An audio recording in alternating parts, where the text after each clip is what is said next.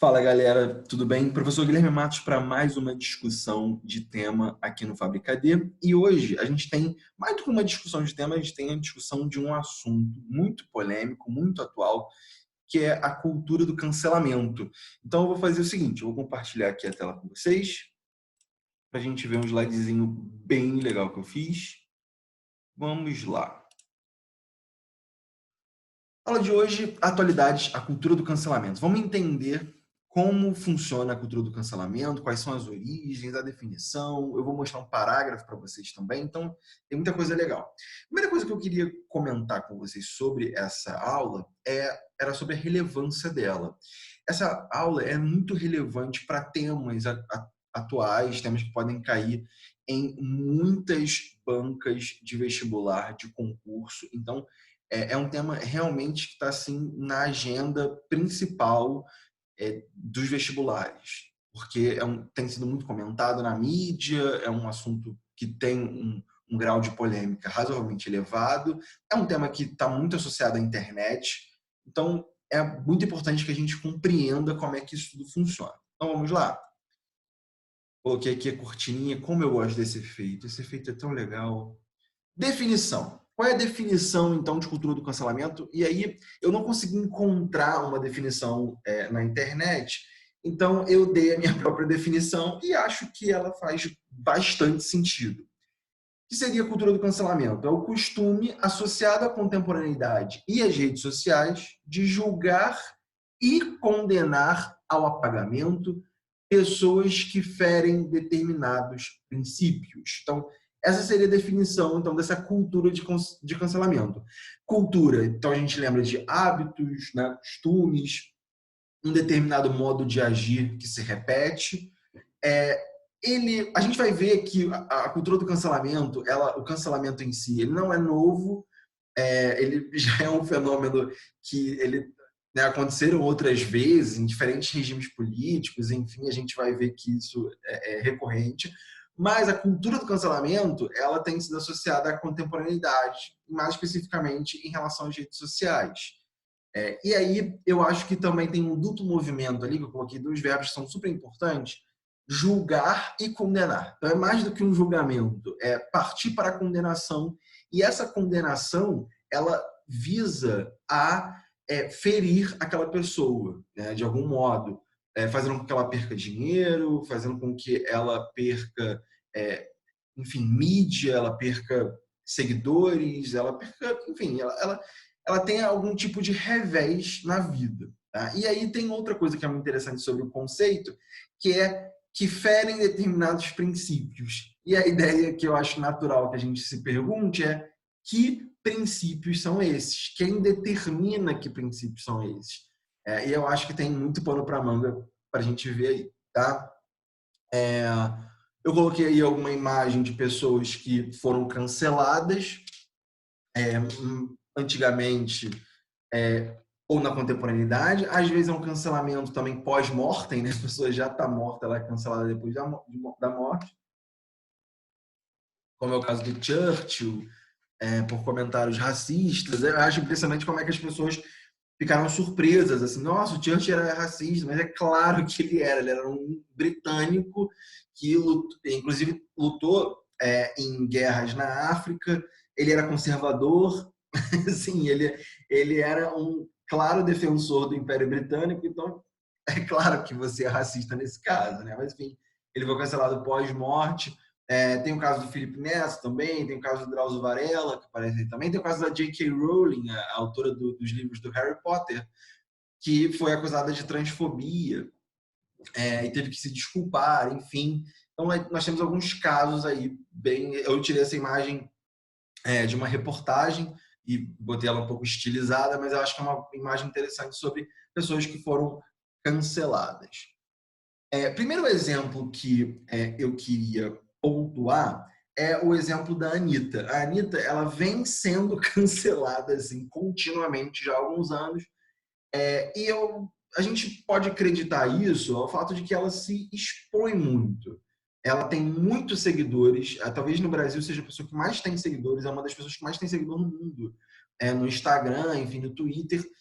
E aí ela acaba se expondo muito. O problema é que essa exposição, no caso da Anitta, ela nunca antes, acho que nunca antes de 2020, ela esteve associada a causas políticas. A Anitta tentou, durante muito tempo, se posicionar como uma pessoa neutra.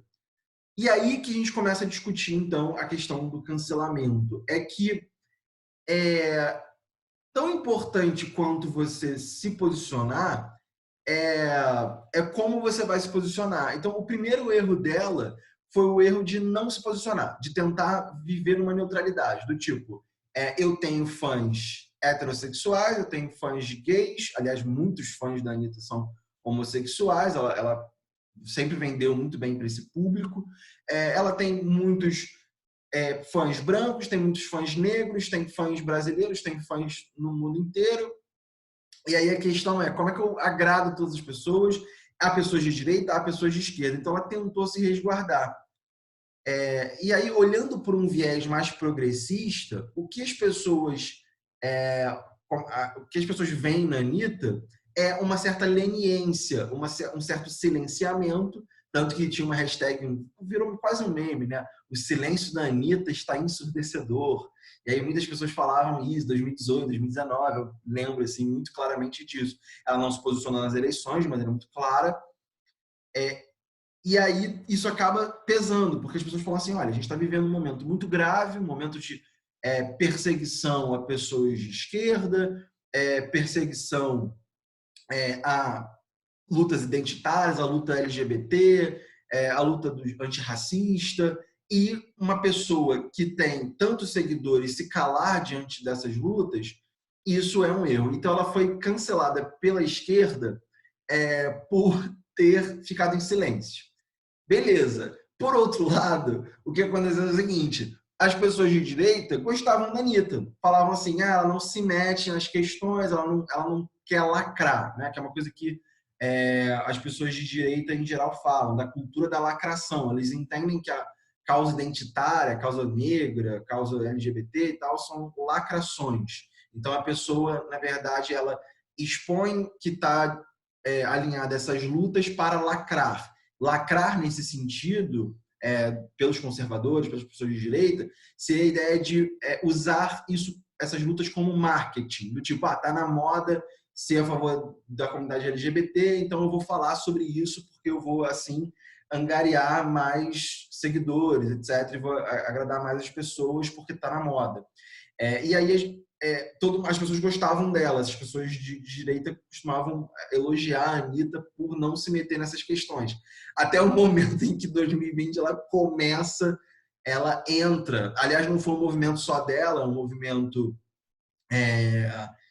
também. Felipe Neto fez esse movimento de maneira mais clara, né, de postar coisas combativas, alinhadas a causas identitárias, antirracistas, anti-homofobia, etc. Ele ficou mais evidente nele, assim como em outros influencers, né, que passaram a ter um posicionamento mais claro. E aí essas pessoas de direita falam, mas agora você está só lacrando, é a cultura da lacração, a lacração acima de tudo.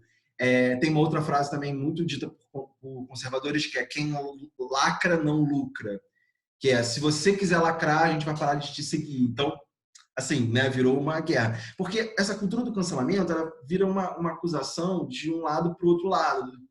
Só que há cancelamento dos dois lados. Acho que as pessoas de esquerda cancelam, as pessoas de direita também cancelam. Do tipo, não, pessoas de direita não vão pegar o Spotify e vão ouvir Chico Buarque. Ponto. Assim como pessoas de esquerda não vão ouvir, não sei, tem cantor, tem um cantor sertanejo que seja alinhado ao presidente, né? Vai ter esse ressentimento. Na época da eleição de 2018, por exemplo, Djavan falou que declarou voto ao Bolsonaro, e muita gente falou, não vou ouvir mais Djavan e tal, né? É meio difícil não ouvir Djavan. Eu também fui contrário ao que ele falou sobre a eleição, eu não votei no presidente, e continuo ouvindo Djavan, porque realmente não dá para ficar sem ouvir Djavan, né? Mas enfim, a cultura do cancelamento, ela acontece dos dois lados. Então a Anitta cancelada em 2019 por não ter falado nada. Esse caso é um caso que até foge um pouco da questão da polarização política em específico, o caso do MC Gui. O MC Gui, talvez seja, na minha opinião, assim, junto com a Gabriela Pugliese, que eu vou mostrar já já, para mim são os casos mais emblemáticos de cancelamento. Porque o caso dele foi muito vertiginoso. Depois parou e pouca gente se lembra desse caso, assim, hoje em dia, mas foi um caso muito relevante em 2019. O MC Gui, vocês podem encontrar o vídeo na internet com muita facilidade. O MC Gui, ele viajou para Disney, estava num ônibusinho lá para andar na Disney, e aí tinha uma menina com cabelo, com uma peruca, e era uma peruca que tinha, assim, dois cachos, não sei como é que se fala, mas dois rabos de cavalo, assim, do lado, mas era uma peruca, sinceramente eu não tenho certeza se ele sabia que era uma peruca ou não. E aí ele fez um vídeo rindo da garota, dando close no rosto da menina, postou aquilo, e as pessoas começaram a criticar, pô, você tá expondo a menina, aí começaram a dizer que ela tinha câncer, não sei se é verdade, eu não consegui verificar essa informação, mas disseram que ela tinha câncer e que por isso que ela usava peruca, porque ela fazia quimioterapia, quer dizer, é um tipo de brincadeira que estava tudo errado. Filmar uma criança, a criança tinha algum tipo de problema, era um bullying, era um tipo de bullying. E aí ele realmente perdeu muitos contratos, muitos shows, perdeu muito seguidor, ganhou muitos seguidores também, né?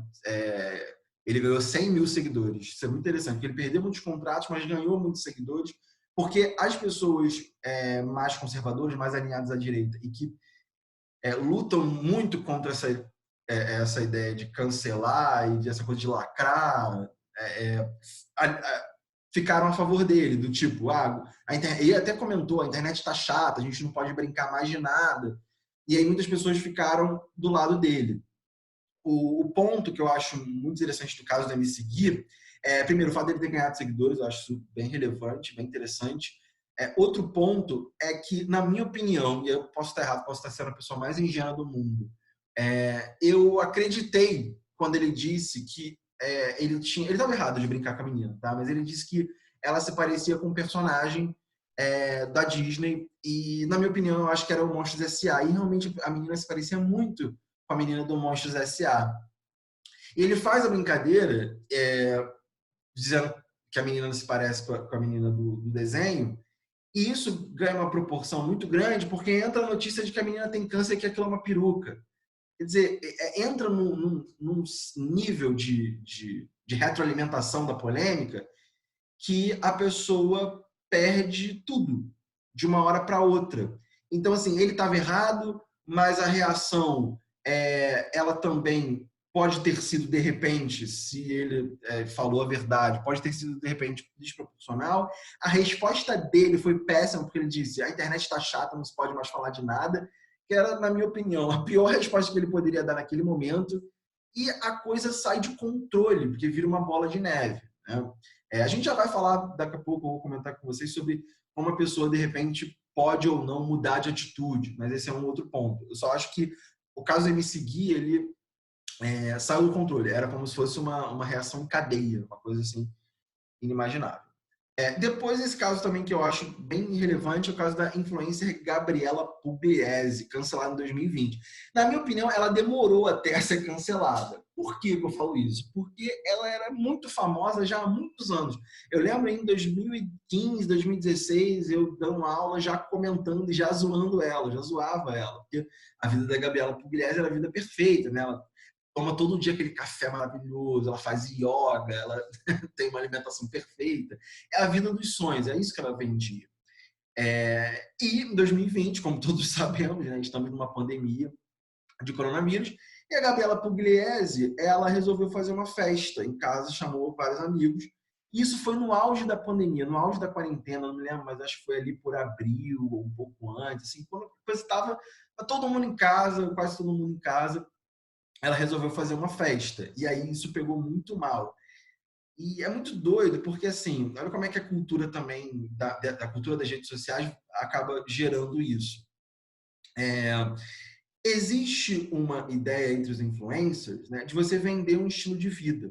Se você tem uma quarentena e tem que ficar dentro de casa, isso vai ser mais complicado, porque você vai entrar numa coisa de repetição. Como é que eu vou criar postagens dentro da minha casa durante meses? Isso chega a um esgotamento. Na minha opinião, foi isso que aconteceu. Ela, para produzir conteúdo novo, ela acabou se arriscando e, literalmente, né, porque isso incluía quebrar a quarentena, ela acabou se arriscando em termos de imagem, em termos de saúde, para produzir conteúdo. E ela foi cancelada por ser uma influência e ter responsabilidade. Essa é uma palavra também que é muito importante dentro dessa discussão do cancelamento, que é a ideia de responsabilidade. Ela, como influencer, com milhões de seguidores, tinha responsabilidade de não fazer com que as pessoas saíssem de casa ou quebrassem a quarentena. E ela foi lá e postou, e a reação foi imediata. Ela perdeu muitos contratos. Eu li reportagens na Veja, Isto É, em vários lugares, e que ela ganhava de contratos de publicidade por mês R$ 200 mil. Quer dizer, não é brincadeira. Ela perdeu muito dinheiro, certamente tinha um dinheiro guardado, perdeu muitos seguidores, acho que ganhou também alguns outros seguidores, porque entra naquela coisa de a internet está muito chata. Aí a pessoa, que é isso também, né? A parte mais progressista da sociedade condena. E eu acho que em muitos casos tem que ir lá e falar mesmo, ó, cobrar uma responsabilidade. Acho que isso é, na minha opinião, tá, pessoal, eu acho que é importante. Mas a pessoa, obviamente, ela busca um novo público. Então, em vez de ela pedir desculpas, ela entra numa coisa assim, não, a internet está muito chata, vocês progressistas enchem o meu saco, então eu vou ficar com a galera que não está nem aí para a pandemia. É um pouco isso, né? Que era a discussão, que era a polarização dos quarenteners, né? As pessoas que defendem a quarentena, e os cloroquiners, né? Que defendem a ideia de que não, tudo tranquilo, vamos sair, estão fazendo tempestade em um copo d'água, se eu ficar doente, eu tomo cloroquina. E isso também gerou uma polarização enorme na sociedade brasileira, que, na minha opinião, era um momento que, né, talvez a gente devesse se unir um pouco mais. Né? Mas, enfim, uma atitude realmente condenável da Gabriela Pugliese. E talvez ela esteja bem, obrigado, porque ela tem muito dinheiro e, bom, vamos passar. Esse caso eu acho também um caso muito emblemático. Eu coloquei caso de 2019, dois casos de 2019, um caso de 2020 e coloquei agora um caso de 1970. E eu fiz isso de propósito, para mostrar que esse tema não é necessariamente novo. Talvez o dado novo seja a rede social, mas ele não é novo. O cantor Wilson Simonal, se vocês não conhecem, né, era o maior cantor brasileiro do final dos anos 60 e início dos anos 70. Ele era a pessoa que mais fazia sucesso, rivalizava com Roberto Carlos e é conhecido por gravações assim antológicas, gravações, por exemplo, Nem Vem Que Não Tem, Nem Meio de Garfo Que Hoje é Dia de Sopa. Essa música realmente até hoje toca muito, e eu acho que também houve talvez um movimento de ressuscitar e trazer à tona de novo a obra de Simonal com mais volume desde do lançamento do documentário, que eu até vou comentar com vocês no final da aula. Eu vou comentar sobre o documentário bem no finalzinho, último slide.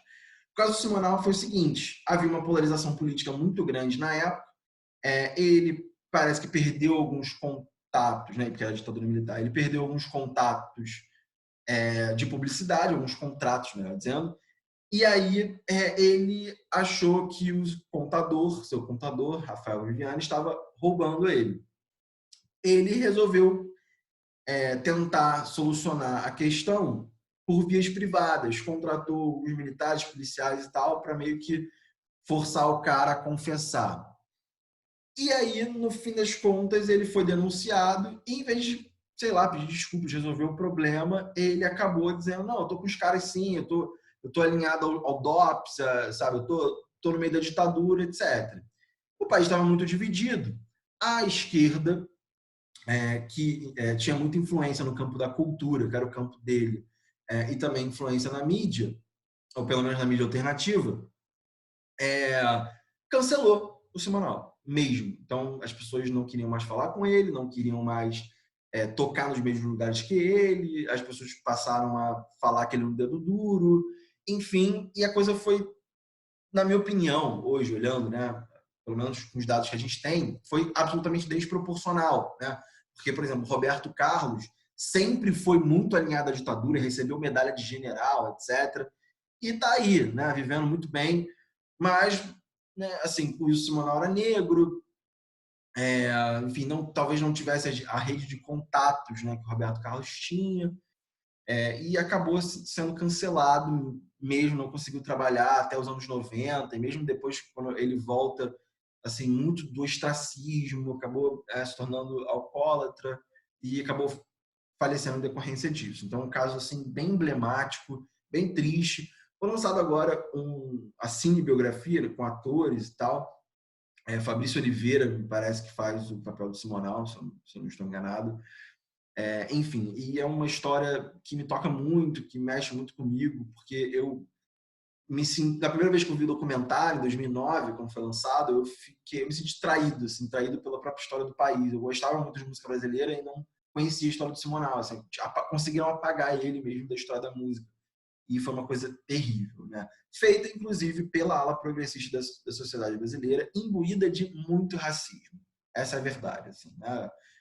Eu me considero uma pessoa de esquerda, mas, assim, esse é um momento muito triste de um cancelamento feito pela ala mais progressista da sociedade, pelo setor, né, pelo campo dos artistas. Foi uma coisa assim muito, muito pesada, tá? Então não é um caso novo. Vamos lá, quais são as origens, então, se a gente tivesse que pensar nas origens da cultura do cancelamento, como é que a gente explica o estágio em que a gente chegou, tá? E aí é muito uma interpretação minha, tá? E possibilidades que às vezes até eu não concordo, mas eu acho que é importante a gente colocar para jogo e pensar de onde surgiu isso. Na minha opinião, e aí tem gente que vê isso com negatividade, tem gente que vê com positividade, os debates identitários, sem dúvida, causaram um certo rebuliço nos últimos 50, 60 anos. Tá? Quando eu falo debate identitário, eu estou falando de quê?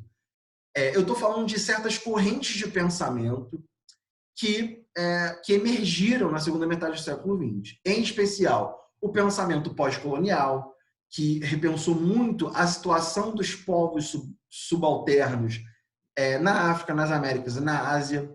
Então, o debate pós-colonial, decolonial, influenciou muito, esses debates influenciaram muito o pensamento do Ocidente e dessas localidades mais periféricas do mundo.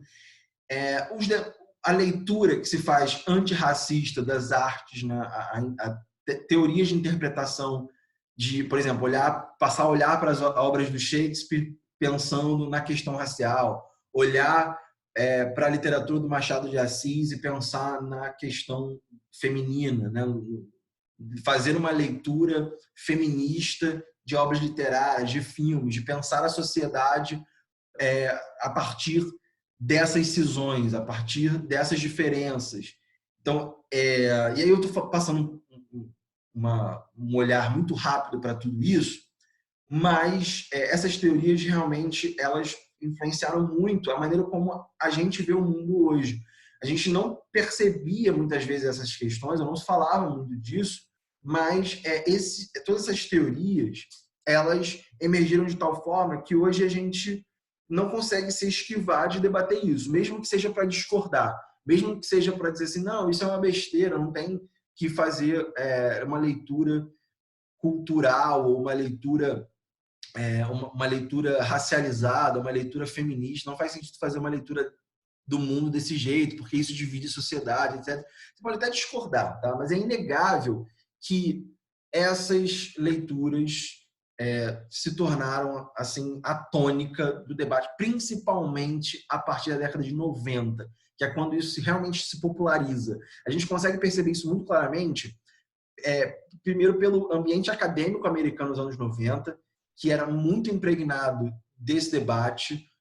Inclusive, há romances da década de 90, que eu até vou comentar, né, principalmente de Philip Roth, que debatem muito isso, que é a ideia de o que é racismo, o que é ser negro nos Estados Unidos.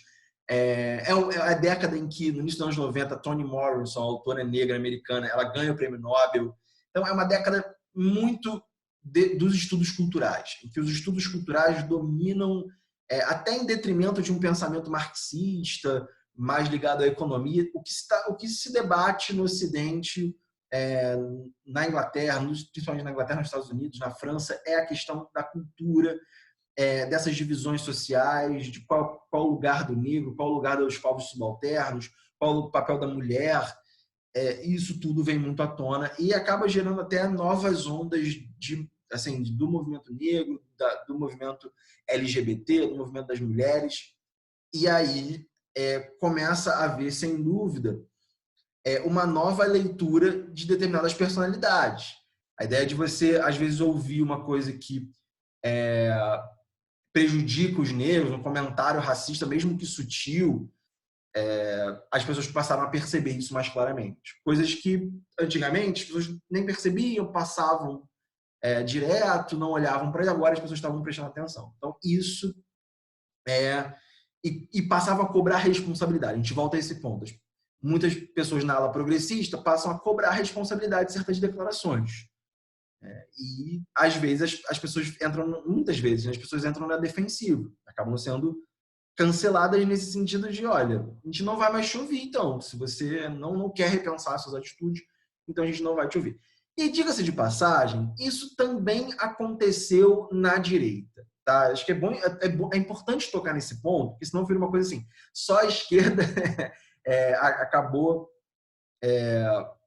fazendo isso, mas a direita também fez. Tá?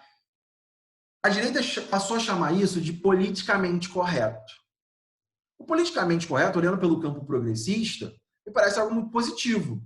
Existe algo que é moralmente aceitável. Tipo, é moralmente inaceitável que alguém seja racista. É moralmente inaceitável que alguém seja machista.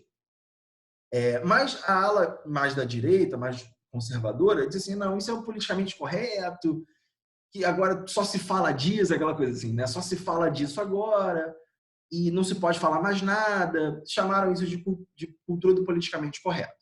Houve um outro movimento muito interessante, e eu vou falar do caso específico do Brasil. No final dos anos 80, a ditadura militar estava acabando, e aí houve uma elaboração de um pensamento que tem como origem o próprio Centro de Informações do Exército, que era a ideia do seguinte: era uma teoria que até hoje ela é muito importante para entender, inclusive, o pensamento de pessoas alinhadas ao presidente, do Hamilton Mourão, enfim, é importante isso. Houve a seguinte interpretação, o Olavo de Carvalho também pensa muito assim, a seguinte interpretação era que a esquerda, ali por volta de 74, abandonou a luta armada, abandonou a guerrilha urbana e, em vez de lutar com armas para fazer uma dominação comunista, etc., tomar o poder, eles abandonaram as armas e foram para os livros. Essa teoria tem até um documentário, 1964, Brasil entre Armas e Livros, que reelabora essa teoria, que é uma teoria que está presente num livro do Exército chamado Orville, Projeto Orville. Orville significa livro ao contrário. E aí, essa teoria diz o seguinte, olha, as pessoas de esquerda, os comunistas, que boa parte deles já era do núcleo intelectual mesmo, né, artistas intelectuais, vão abandonar essa luta armada e vão se penetrar, né, vão penetrar as suas ideias nas universidades, no campo da cultura, nos jornais, na mídia. Eles vão fazer isso. Tá? Esse é o projeto. E aí, é muito interessante porque é aquela coisa da ideia que se retroalimenta, que é muito fácil comprovar. Você pensa assim, tem várias... O debate do politicamente correto, o debate identitário, da luta das mulheres, do debate antirracista, está permeando todos os campos, na televisão, no cinema. O cinema brasileiro da década de 90 fazia muitos filmes sobre pobreza e tal, porque também não podiam fazer na época da ditadura militar, então era o momento de fazer esses filmes. E aí, essa visão conspiratória ganha força, claro. É muito fácil perceber que, sim, há muitas pessoas de esquerda nas universidades, há muitas pessoas de esquerda entre intelectuais. Porque é natural que eles tenham uma natureza disruptiva, questionadora, tudo mais. E aí, é muito interessante porque as pessoas de direita também começaram a olhar para o campo da cultura em termos de boicote. Tanto que o Olavo de Carvalho falou assim, não, eu não vou entrar para a universidade, eu não quero ser professor universitário, eu quero ter os meus alunos aqui, vou fazer o True Speak, o podcast dele, o curso online de filosofia, o famoso COF. Então ele meio que também cancelou a universidade e falou, vou traçar um caminho paralelo aqui. Tá? Então é importante notar que esse movimento aconteceu dos dois lados. Os dois lados não estavam muito afim de debater. Desde o final dos anos 80 existe isso. Né? Não havia ainda internet, mas isso já estava colocado. Ponto. Né? E aí, justamente, eu estou colocando os dois pontos. Tem um debate identitário, olhando pelo campo da esquerda, e a chamada cultura do politicamente correto. Quem olha mais para a direita vai enxergar assim. Houve um outro fator que, como eu já disse, foi muito preponderante. É aquilo que o Francisco Bosco chama de novo espaço público brasileiro, ou novo espaço público, enfim, no mundo, né? Que são as redes sociais. Eu lembro muito claramente porque eu peguei esse processo desde o início. Eu comecei a ter internet em casa em 2000, né? Faço parte dessa ala privilegiada da sociedade que teve internet assim logo no início. E a internet era muito vertical. O que eu quero dizer com isso? Havia poucas pessoas produzindo conteúdo na internet e muitas pessoas recebendo. Até o momento em que houve uma mudança, justamente com a ascensão das redes sociais, particularmente Facebook. Ali por volta de 2009, 2010. Ali houve uma virada, sem dúvida. O Twitter também, né? Porque todo mundo acabou se transformando, não só em receptor, mas também em produtor de conteúdo. E o Facebook, ele se alimentava da polêmica, porque os algoritmos, eles têm faro para polêmica. Então, quanto mais comentário, quanto mais curtida, mais a coisa aparece, o algoritmo faz emergir mais aquele post e aquilo vai se retroalimentando. A polêmica sempre alimentou muito o funcionamento dessas redes sociais. Uma coisa era muito compartilhada, era muito discutida, ganhava mais espaço. E aí era uma coisa muito perigosa, porque não era... A gente tinha percepção naquele momento, 2009, 2010, a gente tinha uma percepção que eu costumo chamar de ilusão iluminista. A gente tinha essa ideia. Pensava assim, pô, mais ideias circulando, era uma visão dialética básica. Mais informação circulando, mais debate, mais consensos, mais iluminação social, mais as pessoas ficariam mais iluminadas, mas elas teriam de maneira mais clara como a sociedade funcionava. Afinal de contas, a percepção que se tem é que você tem muita razão. A gente sempre tem essa percepção, né? Pô, mas o que eu penso é tão óbvio, né? Faz tanto sentido o que eu penso, que é óbvio que as outras pessoas vão gostar também do que eu penso. Só que não. O que aconteceu, olhando agora 10 anos depois, é que, na verdade, o Facebook ele foi causando mais e mais divisão. Ele foi acirrando coisas que já existiam na sociedade brasileira, claro, né? Porque, enfim, o racismo no Brasil não começou ontem, uma discussão sobre classe, uma discussão sobre divisão da riqueza do país. Esse debate não é novo, e essas coisas foram esgarçando. A corda foi sendo esticada. É fato. Né? E essa é uma das razões, inclusive, por que o Bolsonaro ganhou em 2018. Porque ninguém mais do que ele gostava de polêmica. Ele vivia de polêmica. Então, assim, se era a eleição da polêmica, então vamos para a polêmica. E é claro que ele ia surfar muito bem nessa onda. Ele era o cara certo no momento certo. Ou, se você não gosta dele, o cara errado no momento errado. Porque ele casava muito bem com o apogeu dessa cultura de polarização política na internet, que só foi piorando, né? Só foi piorando. As pessoas... e outra coisa também, né? Existia um mecanismo, sempre existiu um mecanismo nas redes sociais, que era o mecanismo de você bloquear. Block. Que era a pessoa deixava de existir para você nas redes sociais. Você bloqueava, você não via mais ela.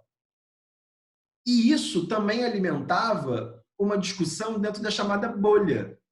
Porque se você é de direita, você bloqueia as pessoas de esquerda, todo mundo vai concordar com você e vai ficar alimentando aquelas mesmas ideias. E se você é de esquerda, você cancela as pessoas de direita, bloqueia, e aquilo vai retroalimentando também as próprias ideias e todo mundo vai concordando com você e também não tem nenhum tipo de contraditório. Então, era uma coisa terrível. Assim, quem viveu a internet ali por volta de 2014, 2013, 2014, já via que a coisa já não estava muito bem. A eleição da Dilma versus a Aécio 2014 foi um momento também de muita polarização, muita polarização.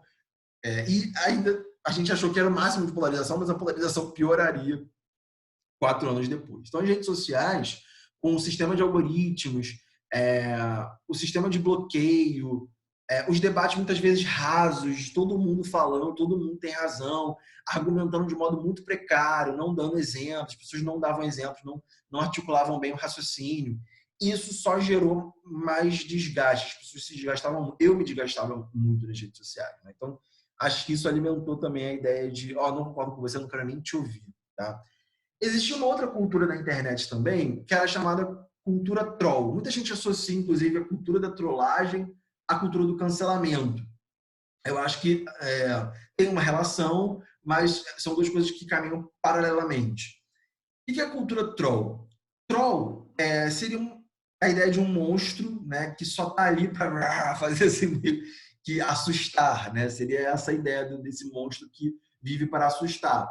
O troll é aquele que nem lê o que foi postado, nem vê o vídeo que foi postado. Ele está ali só para discordar. Então ele vai entrar lá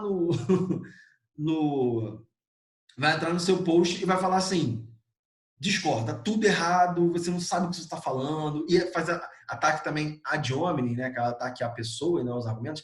Então, sai daí, seu gordo, né?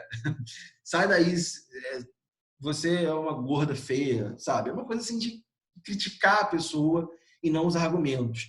Essa cultura era uma cultura bem associada a adolescentes e também, na minha opinião, tá? Eu não tenho provas, mas tenho convicções, né? Como diria nosso amigo Deltan Dallagnol, que o que aconteceu é que existia uma subcultura no submundo da internet, nos fóruns, como nos fóruns de jogos, né, e fóruns como 4chan, etc., que havia uma cultura ali de zoação extrema que as pessoas aceitavam, que aqueles jovens ali aceitavam, principalmente meninos, né, aceitavam, eles se zoavam de maneira muito pesada e zoavam tudo e todos de maneira muito pesada, e eles aceitavam isso era normal, mas isso começou a ser um problema quando essa cultura da trollagem no 4chan começou a emergir para a internet normal.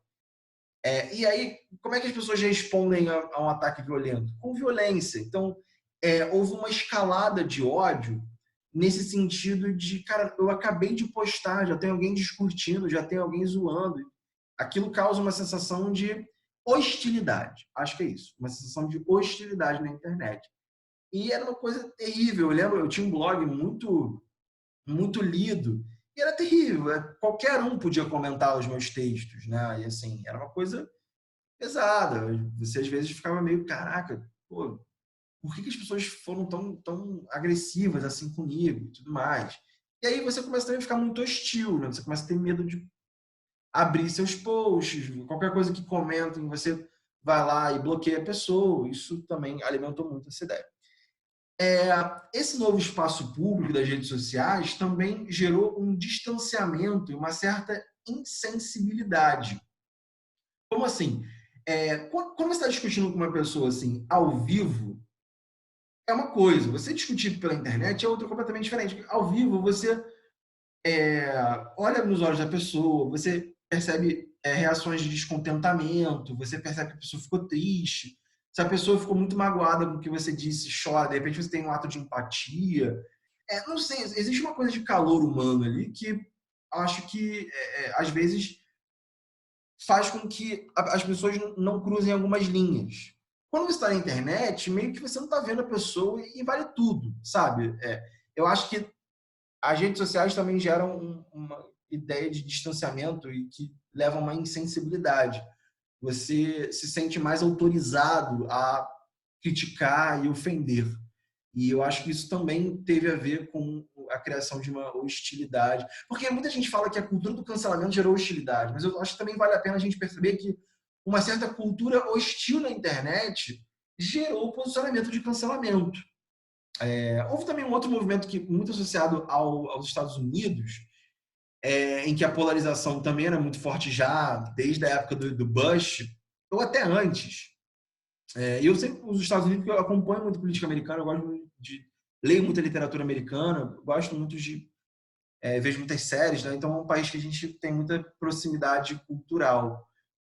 Havia uma polarização muito grande na internet já nessa época, e eu me lembro também que as ideias as ideias mais à direita, mais radicais, de extrema direita, eu quero dizer, assim, racistas, misóginas, né, assim, de ódio à mulher, da cultura incel, que é uma coisa que, se vocês não conhecem, vocês têm que dar uma lida. Cultura incel, e uma coisa bem terrível, grupos neonazistas e tal, eles começaram a dominar a internet. Se a gente for falar de, por exemplo, o conceito de hegemonia, o conceito gramsciano de hegemonia cultural, a gente pode dizer assim que no caso do Brasil e dos Estados Unidos, o que aconteceu é que a esquerda, o campo progressista perdeu a hegemonia cultural. A esquerda não tinha mais condições de pautar o debate. Ela perdeu o controle disso na internet.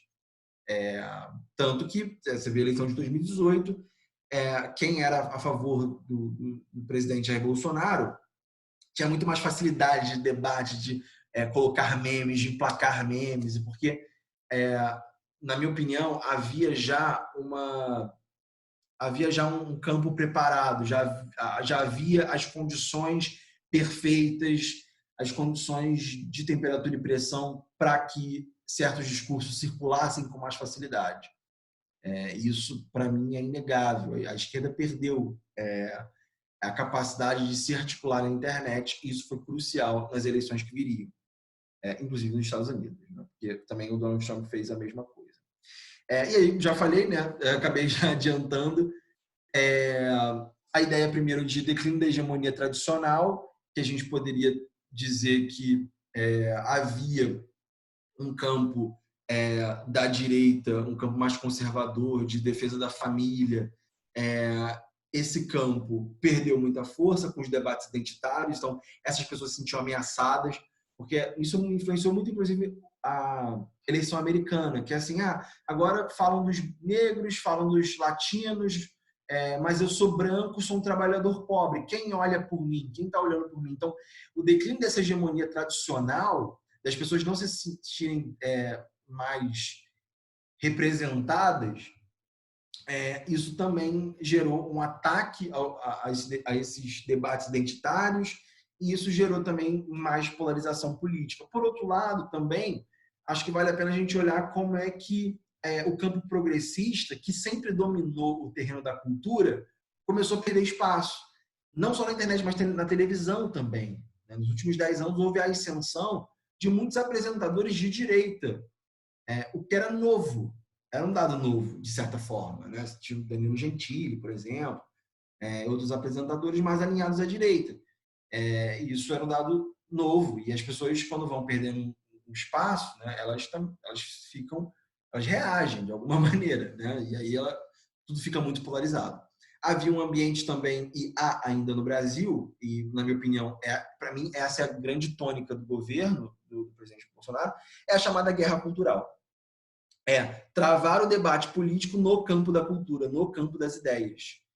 E é um debate que também está extremamente polarizado no Brasil. Então, o que eu quero dizer com isso? É que as pessoas, elas veiculam ideias o tempo todo e são julgadas por isso. Então, não tem muito um espaço para você ficar em cima do muro. Não existe mais um em cima do murismo no Brasil. Ou você está de um lado ou você está de outro.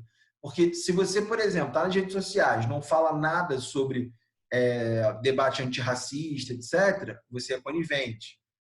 Se você, por outro lado, também não critica a esquerda, enfim, você também está sendo conivente. Então, não existe mais um em cima do muro, né? Você tem que se posicionar. E as pessoas vão se cancelando, assim, né? Bloqueiam um primo que votou em fulano ciclano, e isso vai se retroalimentando, né? Ideias que a gente pode associar à cultura do cancelamento. falando de Estados Unidos e Brasil, acho que tem duas matrizes culturais que a gente tem que pontuar. Assim. Temos que falar sobre isso. Primeiro é o puritanismo. Quem ensina cultura norte-americana, na faculdade de letras, há aulas, né, de cultura norte-americana para quem faz inglês. Não é o meu caso, mas eu, enfim, assisti algumas aulas disso, eu me lembro muito bem. Eu já gostava muito de Estados Unidos. Não que eu goste do país, né, mas eu gosto, enfim, da cultura, eu acho interessante, é um país muito interessante. Uma matriz cultural muito importante dos Estados Unidos é o puritanismo. Os Estados Unidos são um país foram fundados por puritanos, que é uma dissidência cristã que estava sendo perseguida na Inglaterra, naquele momento, século XVII, e eles migram para os Estados Unidos. Inclusive, implantam lá o Dia de Ação de Graças, né, que é uma tradição puritana. E aí, vamos lá, né? Como o próprio nome já diz, né, puritanos são extremamente conservadores, moralmente. Então, essa é uma característica americana básica, né? Que é a ideia do puritanismo moral. Controle das emoções, né? Assim, tradição, família, propriedade, eles têm isso de maneira muito arraigada. E eles fundaram um país sendo perseguidos, estavam fugindo. Qual é a natureza de alguém que está fugindo e que chega num novo país, funda um novo país? É a ideia de nós não seremos perseguidos novamente. E como é que você não se torna perseguido novamente? Como é que você controla isso? Vigiando. Puritanos são muito eficientes em vigiar. E uma maneira de você vigiar é você criar regras morais, observar de maneira incessante. E essa cultura de manter tudo sob suspeita é bem característica da sociedade americana. Eles são muito desconfiados. Os americanos são muito desconfiados. Eles precisam de um inimigo virtual para se sentirem culturalmente vivos. É normal isso, né? Então, quando não são os comunistas, são os terroristas islâmicos, né? Eles estão sempre ali com medo, né? Os imigrantes. É um país que vive o medo desde a sua origem. Então, esse é um dado. Eles são inquisidores, muito inquisidores. Segundo ponto, pensando na América Latina. A América Latina ela é fundada sob os auspícios, né, sob o controle de um momento inquisitorial. A Inquisição estava no auge. Ali, século XVI, a Inquisição estava no seu momento mais áureo. E qual era a técnica de julgamento da Inquisição? Era a ideia de confissão. Você vai sofrer algum tipo de ameaça, algum tipo de tortura e vai confessar. É melhor você confessar. Então, a gente tem uma característica no judiciário brasileiro, e isso permeia a sociedade brasileira como um todo, e a sociedade latino-americana como um todo, que é tomar o indício como prova, a prova como condenação, condenação como expurgo. Né? Assim, é melhor que essa pessoa morra do que ela volte a cometer esse crime. Então, nós temos duas culturas, pensando nos Estados Unidos e Brasil, e América Latina, culturas extremamente inquisitoriais e de extrema vigilância. Um momento que eu considero um momento bem de inflexão da cultura americana, um momento bem triste, o tempo do macartismo, ali na década de 50. O McCarthy era um senador americano e ele começou a encampar uma perseguição a intelectuais, políticos que eram considerados comunistas, era uma infiltração comunista, bem no início ali da Guerra Fria e tal. Vocês veem isso em história. E era um momento de profunda desconfiança de tudo e todos. Eles acreditavam que, sei lá, o Charlie Chaplin tinha conexão com a União Soviética. Muitos foram meio que convidados a se retirar, perderam do país, perderam contratos, etc. E era tudo baseado numa coisa que não era nem legal, juridicamente firme. Tanto que o macartismo acaba com uma audiência no Congresso em que alguém pergunta, não me lembro quem, alguém pergunta para o McCarthy, né, o senador, você não tem vergonha do que você está fazendo? Você não tem mais, você perdeu o senso de moralidade, você não percebeu que isso foi longe demais? E a coisa acabou aí. Assim, acabou porque era uma ficção, era uma narrativa absolutamente paranoica e que levou à desgraça, né, de muitas pessoas que foram acusadas de serem comunistas dos Estados Unidos e houve muita perseguição a professores e tal, né, bem aos modos do que acontece hoje no Brasil, né, que é o cancelamento, porque muitas pessoas de direita falam assim, né, o cancelamento é o pessoal do politicamente correto atacando todo mundo que discorda, mas a direita também sabe fazer sua perseguição política, né? Condenar, expor professores que são progressistas, né? Condenar e expor intelectuais que são de esquerda, né? Dizer nunca mais vamos ouvir Chico Buarque porque ele é de esquerda e mora no Leblon, ele é hipócrita, né? Então, assim, a direita também se acha, né, super surfa a onda, né? Não está metida na cultura do cancelamento, mas também está. Outro ponto interessante que a gente pode relacionar é que a ideia da capitalização da fama. Hoje, a fama ela é capitalizável de maneira muito fácil. Você fica famoso e você vai saber rapidamente tirar dividendos da sua fama. Então, sei lá, você tem 10 mil seguidores, você já consegue ali fazer, de repente, um contrato ali para ganhar algum produto e postar. Você tem 500 mil seguidores, já consegue negociar outras coisas. E se você tiver milhões de seguidores, você pode se associar a grandes marcas. Então, existe uma maneira de você ganhar dinheiro porque você é famoso. Só que estar famoso tem seus riscos, que é você fica mais vulnerável à crítica. Então, há muitos casos, como a gente viu o caso da Gabriela Pugliese, em que como é que você pune uma pessoa que é famosa? Fazendo ela perder fama, relegando ela ao ostracismo, porque é a maneira dela ganhar dinheiro. Então, você faz um estrangulamento econômico daquela pessoa. Tá? Então, essa é uma ideia também que a gente tem que pontuar. E aí entra uma lógica do boicote. Só que o boicote ele era uma técnica de desobediência civil, podemos dizer assim, associada a empresas. Só que hoje, muitas pessoas são sua própria empresa. Nós somos os CNPJs de nós mesmos, na lógica das redes sociais. Então, as pessoas boicotam marcas, porque a pessoa é uma marca. Só que, sei lá, por trás daquela marca existe um ser humano real, né? Então, entra numa lógica de insensibilidade de tipo, não quero mais ouvir essa pessoa. Por outro lado, eu acho que às vezes se a causa é justa, em algum sentido, pelo menos eu penso assim, né? Que é inaceitável uma pessoa ter um discurso racista, né? De subjugo de negros, de que é mimimi dizer que os negros têm 3 vezes mais chances de morrer no Brasil, etc. Alimentar esse discurso, eu acho que também tem que ter uma certa responsabilidade daquela pessoa que segue de falar assim, não, isso eu não aceito, não quero mais seguir essa pessoa. Eu não gostaria que ela espalhasse mais esses pensamentos. Então, para o bem ou para o mal, há boicote, você concordando ou não. Né? Isso acontece também dos dois lados. E aí, falei já, né, na disseminação do ódio enquanto discurso, que certos discursos alimentam atitudes. É muito interessante porque, assim, muitas pessoas da direita dizem, conservadores e tal, dizem se um professor tem um discurso progressista em sala, ele vai fazer com que as pessoas, que os alunos, sejam também de esquerda, porque vai influenciar. Ora, se você acredita que discursos engendram subjetivações, então por que você acha que o discurso racista não engendra atitudes racistas? Não é? Me parece um contrassenso, não? Porque existe, então, a premissa de que discursos se transformam em atos.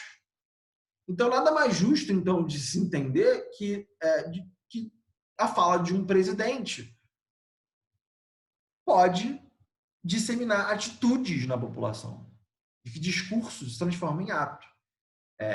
E papel da sociedade regular, de algum modo, certos discursos. Me parece bastante coerente esse pensamento. Né? E aí acho que é importante também falar de corpos cancelados. E aí eu vou usar uma expressão que é muito própria de pessoas de direita no Brasil. Existe um meme da direita, vamos dizer assim, que é a ideia do CPF cancelado. Então, pegam um suspeito de ter assaltado alguém, e aí a polícia vai lá e mata essa pessoa. Ela não foi julgada, não passou pela justiça. É, muitas vezes é só uma pessoa negra que foi pega e, né, foi linchada na rua, acusada, ou uma pessoa que mora numa favela, tem uma troca de tiros, ela morre. E as pessoas falam assim: ah, mais um CPF cancelado. Ou seja, há um esvaziamento da figura do próprio ser humano, que é a ideia assim: ah, CPF cancelado, menos um para atrapalhar. E aí, a gente pode se perguntar assim: o que é um Instagram cancelado? O que é a imagem de uma pessoa cancelada perto de um corpo que é realmente cancelado, morto, assassinado? Então, acho que entra nessa discussão assim: será que o discurso de morte ele é aceitável? Porque esse discurso ele está alimentando genocídios, né? Pessoas que no Brasil têm 3, 10 vezes mais chances de morrer, que tem como no caso dos transexuais no Brasil, cuja expectativa de vida no Brasil é 35 anos. Então, eu acho que é um caso a se pensar se a gente não deve, sim, controlar certos discursos e reprimir certos discursos, no sentido de, olha, isso não é aceitável, isso não é moralmente aceitável. Por outro lado, existe uma crítica que diz o seguinte: se a gente cancela uma pessoa na internet, a gente retira a possibilidade de essa pessoa ter uma mudança. Porque o cancelamento, às vezes, é de tal modo violento e abrupto que a pessoa só entra na defensiva e fala: a internet está muito chata. Ela não consegue pensar em mudar as suas atitudes. Então, essa é uma crítica também bem comum a essa cultura do cancelamento, que é você impossibilitar o diálogo. Tá? Então, apresentei 2 visões para que vocês pensem sobre. Eu fiz um parágrafo de desenvolvimento a partir de algumas coisas que a gente comentou. E eu queria analisar, vou até marcar algumas coisas aí nesse parágrafo. O parágrafo diz assim: é fundamental compreender inicialmente que a cultura do cancelamento é uma resposta muitas vezes justa ao cancelamento real dos CPFs de indivíduos vulneráveis. A ideia que eu acabei de mostrar para vocês. Então, a primeira frase aqui, claramente, é o nosso amigo tópico frasal, a frase que apresenta a principal ideia do parágrafo. Existe um momento ali no início de... Cadê a bolinha? Estou procurando. Achei. Aqui. Que é a estrutura de apoio, que é a ideia do é fundamental compreender, né? O cabe salientar que... Então, temos ali a frase de apoio. Logo após, a gente tem ali a marcação de D1. Então, colocar o inicialmente ali indica que estou começando a argumentação. É fundamental compreender inicialmente que a cultura do cancelamento, então a gente consegue perceber aqui o tema, é uma resposta muitas vezes justa, quer dizer, olha só que nuance, né, que a gente tem aqui. O que a gente está dizendo é que é muitas vezes, não é sempre justa, mas muitas vezes é. E outra coisa que a gente diz aqui é que, bom, tem uma marca opinativa que diz que é justa, de que, olha, é pertinente, às vezes, cancelar certas pessoas. Porque isso não é nada perto do cancelamento real dos CPFs. Eu coloco à tona, trago à tona esse discurso da direita de que mais um CPF cancelado. Que bom, que ótimo, né? E eu digo que esses indivíduos são vulneráveis. Guilherme, mas eu discordo de você. Então, você coloca as suas marcas opinativas e as suas ideias. É só um exemplo dentre muitos, tá? Vamos lá. Então, essa primeira frase a gente chama, então, de tópico frasal. Vou colocar aqui para vocês. Tópico frasal. A gente disse o que a gente acha. Agora, a gente vai ter que explicar por quê. A gente vai ter que dizer assim, o que é a cultura do cancelamento? O que é a cultura do cancelamento a gente pode ter apresentado na introdução, mas explicar principalmente por que ela é uma resposta, muitas vezes, justa. Onde está a justificativa de cancelar um discurso? E o que seria, então, o cancelamento real desses CPFs, desses indivíduos vulneráveis? Quem são esses indivíduos vulneráveis? Então, agora, a gente tem a fundamentação. Tá? Fundamentação. Como se dá essa fundamentação nesse caso? Vou mudar aqui a cor para botar azul, não, porque ali é azul, o verde. Vamos usar o verde. Em muitos países, vou colocar aqui, ó. Vou marcar para vocês o. Aqui, achei. Às vezes é difícil ver a bolinha. Em muitos países do Ocidente, negros, mulheres, homossexuais e transexuais são assassinados sistematicamente. Então, a gente começou aqui nossa explicação. Mas ainda precisa ficar um pouco mais claro. Eu já mencionei negros, mulheres, homossexuais e transexuais.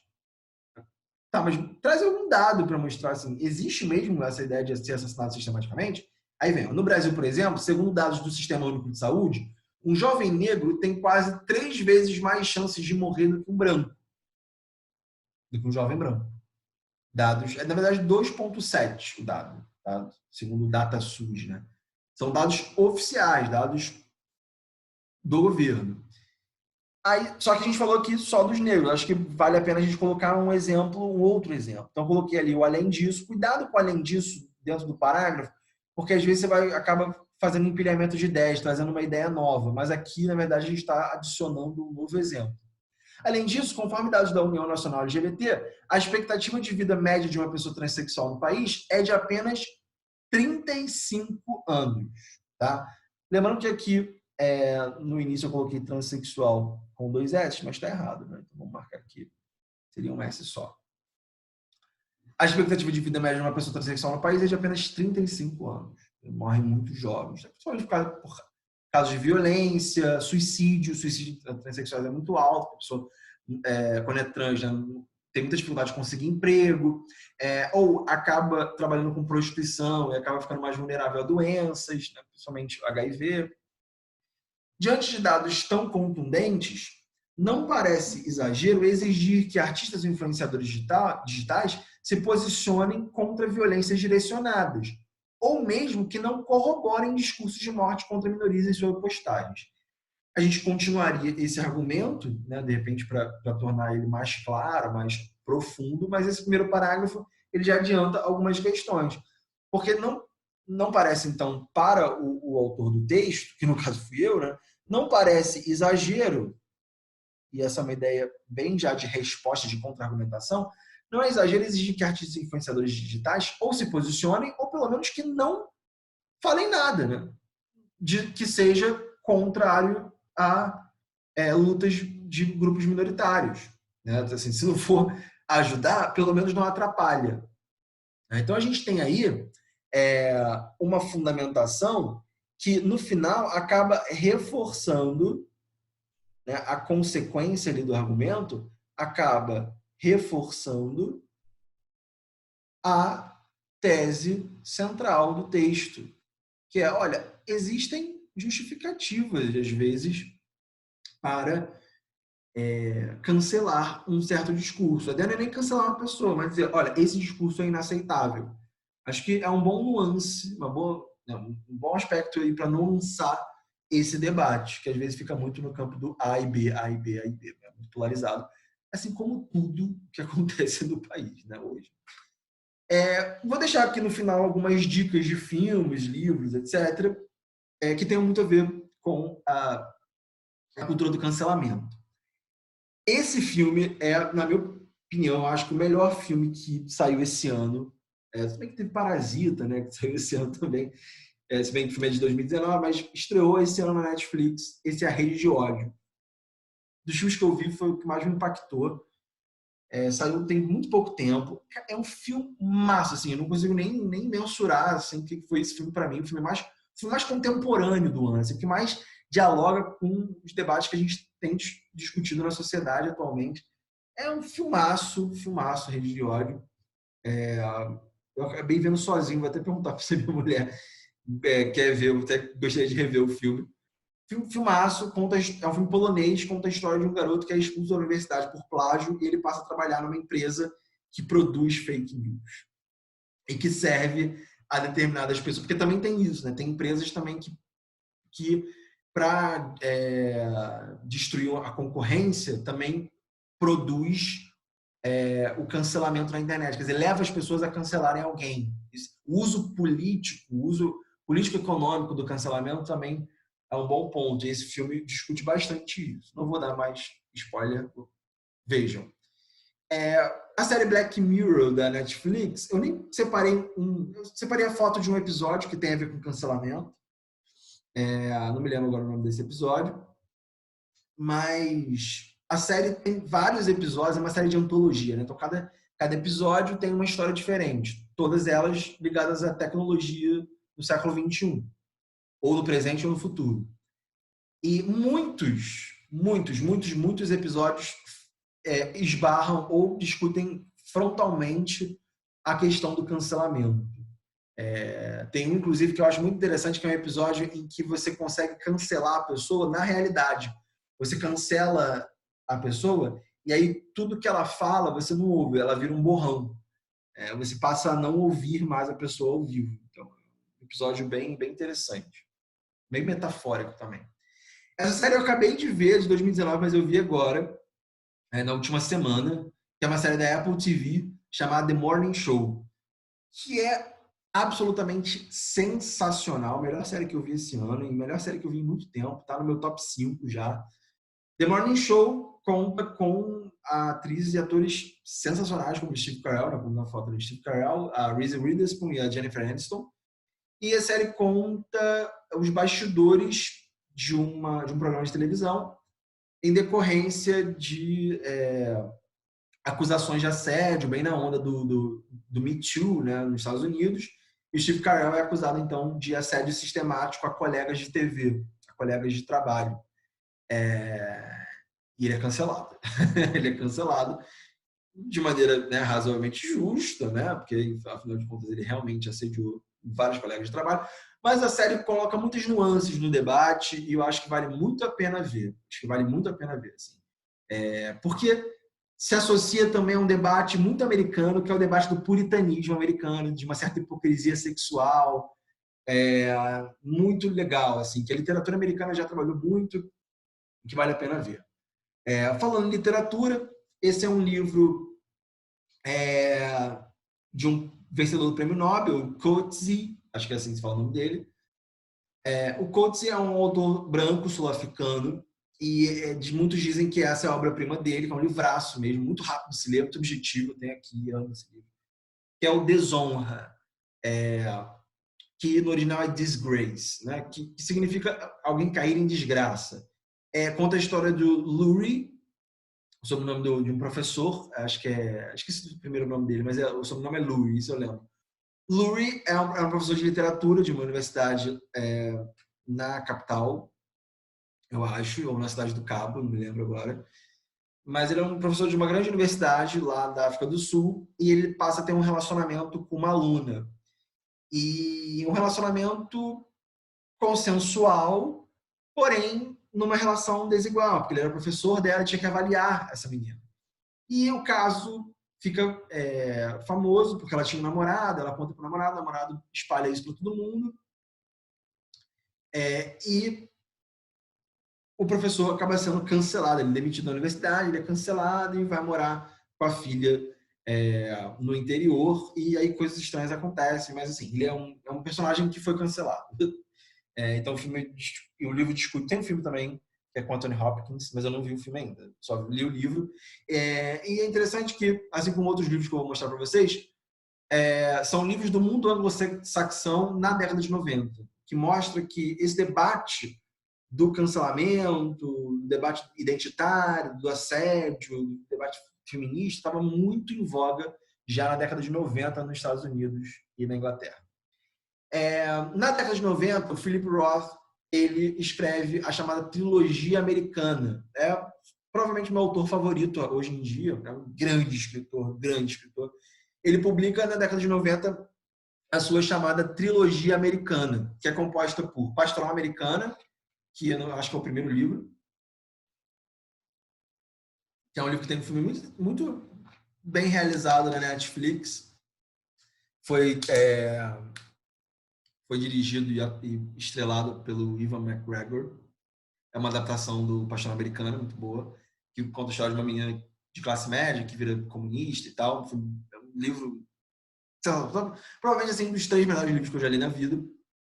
E tem também esses 2 livros que compõem a trilogia americana, que discute bem a questão dos Estados Unidos, que é o Casei com um Comunista e a Marca Humana.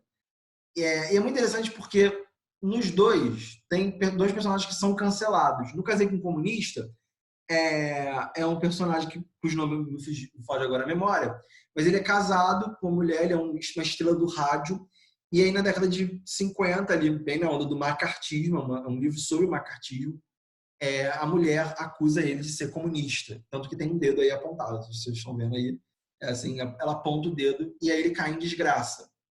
Então é um livro que conta bem a época do macartismo, de uma pessoa que é cancelada na década de 50 nos Estados Unidos. E A Marca Humana é um livro da década de 90, que se passa na década de 90, conta a história de um professor universitário também, né?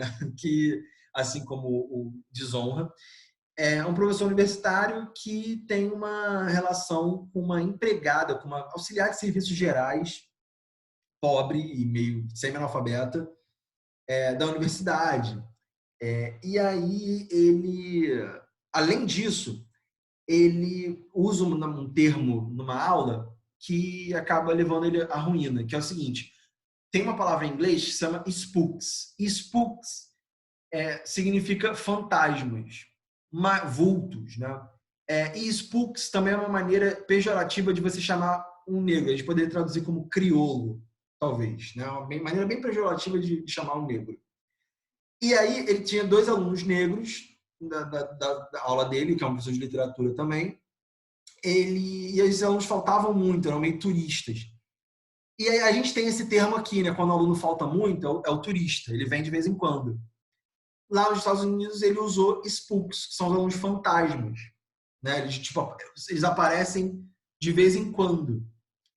Só que aí muita gente passou a acreditar, então, né, e começou a disseminar a ideia de que ele tinha chamado os 2 alunos de spooks porque eles eram negros. Então ele cai em desgraça por ser racista.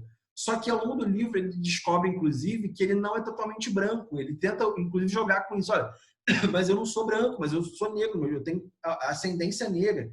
Enfim, o livro é o principal livro americano da década de 90 que discute essa coisa do politicamente correto, do puritanismo. Logo no início tem 2 páginas sobre o caso Mônica Lewinsky e Bill Clinton, né, que é um caso que traz à tona todo o puritanismo americano, e o Clinton meio que foi cancelado, a Mônica Lewinsky foi cancelada também. Então é um livro bem interessante para quem quer, né, aprofundar o debate sobre isso. E tem um filme, finalmente, falar sobre o filme Simonal, Ninguém Sabe do Que Dei, um filme que eu revi ontem, inclusive, preparando a aula, e que é um filme, assim, dos melhores documentários que eu já vi. Assim. É realmente sensacional e conta em detalhes a vida do Simonal e o episódio em que levou ele a ser cancelado. É um filme muito triste, porque conta o final da vida dele. Uma coisa assim, me tocou quando eu vi há 10 anos. E ontem também eu vi e fiquei mal, assim. Que é um filme muito tocante. Eu consegui achar no YouTube, porque não tem no Now, não tem na Netflix, não tem em lugar nenhum. Então, parece até um novo apagamento do Simonal, né? Assim, difícil de ver o filme, mas fica aí a dica para quem quiser ver um caso de cancelamento bem antigo e que com muitas conotações raciais também, porque o Simonal era uma grande estrela e era negro. Gente, eu fico por aqui, espero que vocês tenham gostado da aula. Espero que a gente volte a discutir mais temas de atualidade. E se você tiver ideias de temas atuais para a gente discutir, escreva para a gente, mande uma mensagem. E é isso, gente. Quem quer aprender, vem para o Fábrica D. Um grande abraço e até.